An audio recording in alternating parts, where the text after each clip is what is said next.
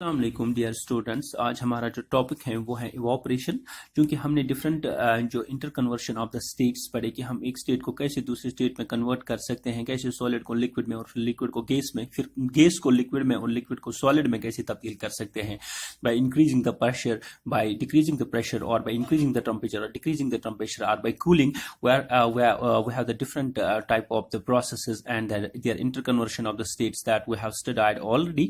चूंकि यहाँ पे हमने देखना है कि एक जो होता है लिक्विड वो कैसे हम गैस स्टेट में तब्दील कर सकते हैं।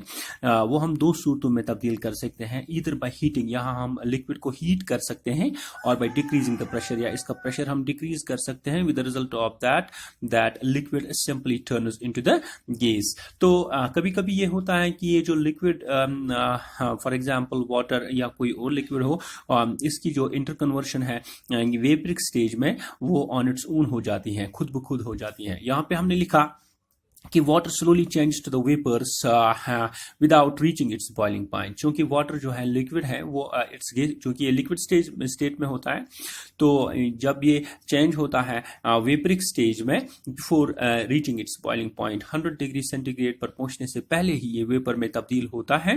जब कभी ये अनकवर होता है, ये हम देखते हैं नदी नालों में भी, या अपने बर्तन में हम कभी वाटर डालते हैं तो ऊपर से जब टेम्परेचर बढ़ जाता है तो ये water before reaching its boiling point at 10 degree 15 degree even 20 degree, that it usually changes into the slowly into the vaporic states, and this process is simply being called as evaporation as well। So हमने यहाँ पे evaporation के लिए definition लिखी, the phenomenon of change of a liquid। ये वो phenomenon है जब लिक्विड चेंज होता है into vapor, अपने वेपर में, अपनी वेपरिक स्टेज में, गैसियस स्टेज में, एट एनी टेम्परेचर, किसी खास टेम्परेचर पे, बिलो बॉइलिंग पॉइंट, लेकिन वो बॉइलिंग पॉइंट के बराबर उस टेम्परेचर इस लिक्विड के नहीं होता, is called as evaporation. So the phenomenon of the interconversion of a liquid into its vaporic stage at any temperature below its boiling point पर पहुंचने से पहले किसी खास टेम्परेचर पे ये लिक्विड कन्वर्ट होता है वेपरिक स्टेज में, तो इसको हम बोलेंगे इवोपरेशन। तो इसके लिए हमारी एक्सप्लेनेशन है नीचे दी हुई है कि एक्सप्लेनेशन में हम कैसे एक्सप्लेन कर सकते हैं कि ये इवोपरेशन वाकई तौर से हुई है। यहाँ पे हमने लिखा as we know the particles of the liquid और simply constantly moving with different directions. क्योंकि हम देख रहे हैं कि इंटर पार्टिकल डिस्टेंस जो होता है लिक्विड में वो सबसे ज्यादा होता है सॉलिड से लेके, तो वो कंटिन्यूसली फ्लो करते हैं particles of the liquid. So as a result of their random motion, क्योंकि ये कंटिन्यूसली मूव करते हैं पार्टिकल्स ऑफ द लिक्विड, वो कोलाइड होते हैं एक दूसरे से। जब ये कोलाइड होते हैं एक दूसरे से, with the result of that their speed usually gets increased, उनकी जो स्पीड होती है वो इंक्रीज हो जाती है with the different amounts of the kinetic energy. क्योंकि जब स्पीड में होती है कोई चीज तो उसकी काइनेटिक एनर्जी होती है, तो इन पार्टिकल्स की काइनेटिक एनर्जी इंक्रीज हो जाती है। So at any given temperature, किसी खास टेम्परेचर पे लेके, the kinetic energy of the particles on the surface of the liquid में be so high that they convert into the vapour. जो सरफेस पे होते हैं, जो काइनेटिक द पार्टिकल्स लिक्विड के सरफेस पे होती हैं, उनकी जो काइनेटिक एनर्जीज होती हैं वो सबसे बढ़कर होती है। So with result of that हम देख पाते हैं कि काइनेटिक एनर्जी जो मॉलिक्यूल्स की होती है वो सबसे बढ़ के होती है, और वो अपना जो इंटर पार्टिकुलर जो फोर्स ऑफ अट्रैक्शन होता है अदर मॉलिक्यूल्स को लेके, वो उनका ढीला पड़ जाता है। As a result of that they usually convert into the vapour, और फिर वो वेपर में कन्वर्ट होते हैं, and that is why this is simply been called as evaporation. यहाँ पे हमने, तो इसका मतलब ये हुआ कि kinetic energy of the surface molecules usually gets increased with the first, उनका कोलिजन होता है दूसरे मॉलिक्यूल्स को लेके, और as a result of that there kinetic energy usually gets increased, and they usually particularly to the surface molecules, they usually lose the bond with the other neighboring molecules, and they usually move off from the surface with some intensity of the kinetic energy, and they flow away from the surface of the liquid. With the result of that we can say simply this is called as evaporation as well। तो यहाँ पे हमने लिखा so at any given temperature, चूंकि हम temperature फराहम कर रहे हैं यहाँ से या ऊपर से कोई टेम्परेचर, फॉर एग्जाम्पल सन का टेम्परेचर आ जाए, the kinetic energy of some the particle, जो पार्टिकल्स हैं ऊपर के, उनकी जो काइनेटिक एनर्जी है वो बढ़ जाती है, और द लिक्विड में be so high that they usually gets converted into the vapour, वो वेपर में कन्वर्ट होते हैं।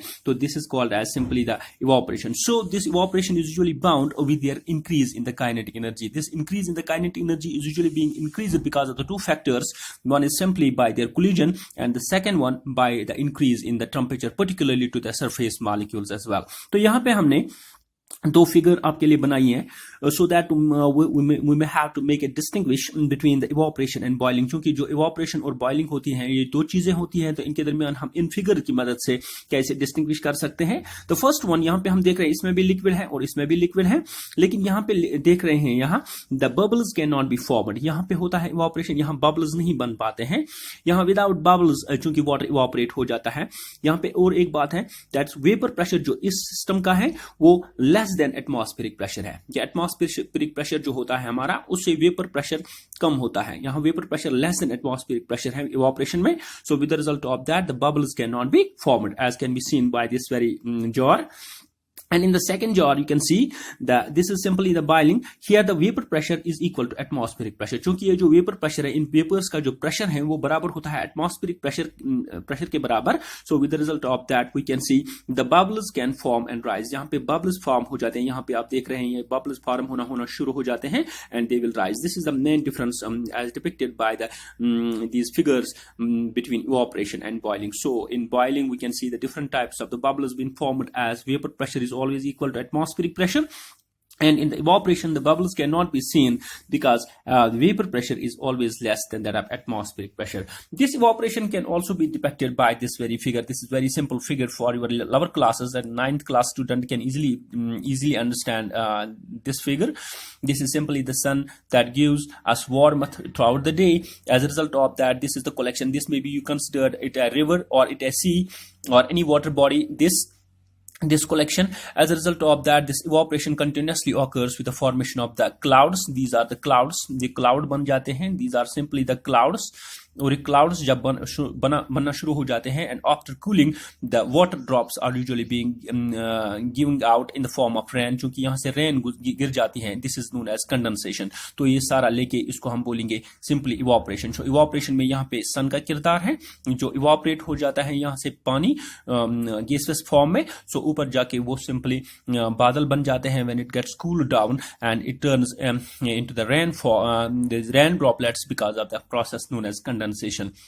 So we're having a next thing in today's lecture that's called as the factors affecting the evaporation of the liquid. ये जो evaporation हम पढ़ रहे हैं इन पर किन किन factors का असर होता है कि liquids की जो evaporation होती है किन factors का असर होता है इन evaporation पे अलग अलग factors का असर होता है.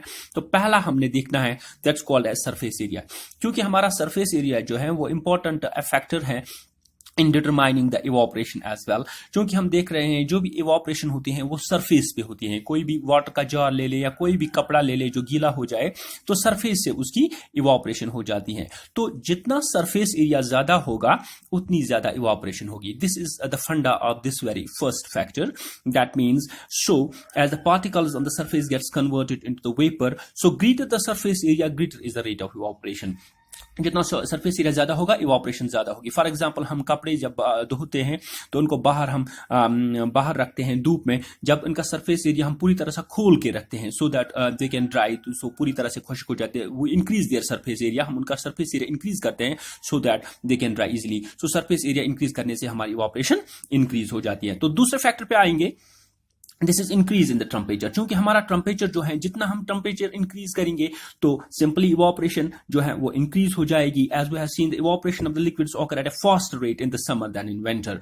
यहाँ गर्मियों में बहुत सारी इवापोरेशन होती है विंटर के बिनस्बत, क्योंकि गर्मियों में टेम्परेचर इंक्रीज हो जाता है. ये सिंपल सी बात है because the kinetic energy of the particles of the liquid increase at high temperature. चूंकि हाई टेम्परेचर से लिक्विड्स में जो अभी हमने देखा कि इनकी काइनेटिक एनर्जी वो है वो इंक्रीज हो जाती है because of increase in the temperature, and they usually left the surface of the liquids to turn into the gaseous particles. This is the second factor. So with the increase in the surface area or with the increase in the temperature, we are getting more evaporation in both the factors as well. Now the third one, that's called as decrease in humidity. Humidity एक ऐसा लफ्ज है कि जितने water particles space में जितने water particles हमारे इर्द गिर्द हमारे हवा में हमारे एयर में जितने वाटर पार्टिकल्स जितना एयर हमारा होल्ड करता है वाटर पार्टिकल तो उसको हम बोलेंगे सिंपली उसकी humidity. That means humidity is the amount of the water vapours present in the air. जितना वाटर वेपर होता है हमारे एयर में इर्द गिर्द तो उसको हम बोलेंगे ह्यूमिडिटी.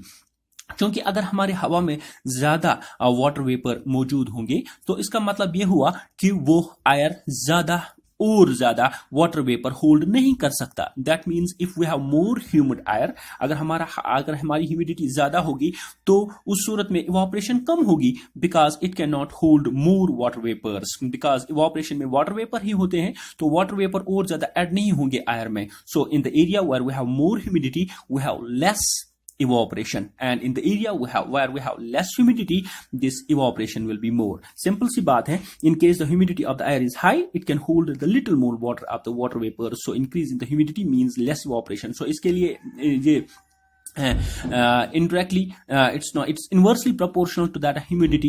So humidity ज्यादा होने की सूरत में evaporation कम हो जाएगी और humidity कम होने की सूरत में evaporation ज्यादा हो जाएगी। और फोर्थ पॉइंट पे आएंगे, increase in the speed of wind। चूंकि speed of wind तो इंपॉर्टेंट है, जितना हवा ज्यादा चलेगी तो अपने साथ वो वाटर वेपर को एक जगह से दूसरी जगह मुंतकिल करेगी।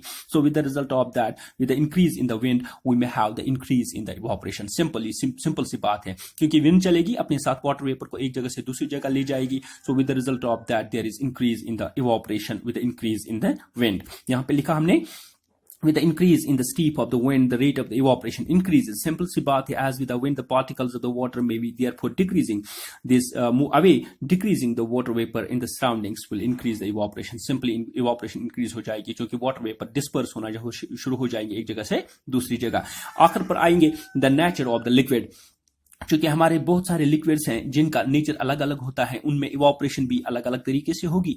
For example we are having the water में जो बॉन्ड्स होते हैं, जो inter particular force of attraction होता है वो ज्यादा होता है as compare to that of alcohol. यहाँ पे हमने लिया तो अल्कोहल में वीक फोर्सेस ऑफ अट्रैक्शन होगी। सो जब बॉइलिंग पॉइंट आ जाएगा तो बॉइलिंग पॉइंट अल्कोहल का कम होगा as compare to that of the water. So हम देख पाएंगे क्योंकि वहां पर बहुत कम एनर्जी जरूरत पड़ेगी इन बॉन्ड्स को टूटने के लिए। तो हम देख रहे हैं कि alcohol with the boiling point of 351 kelvins, that 351 kelvin पे जो अल्कोहल है वो एवापोरेट शुरू होना हो जाएगा as compare to that of the water. तो वाटर में हमारा 373 केल्विन्स जो है वो इसका बॉइलिंग पॉइंट है।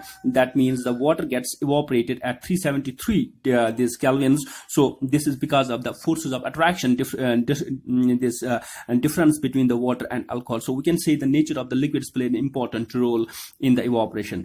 Thank you. You may understand a bit. Thank you.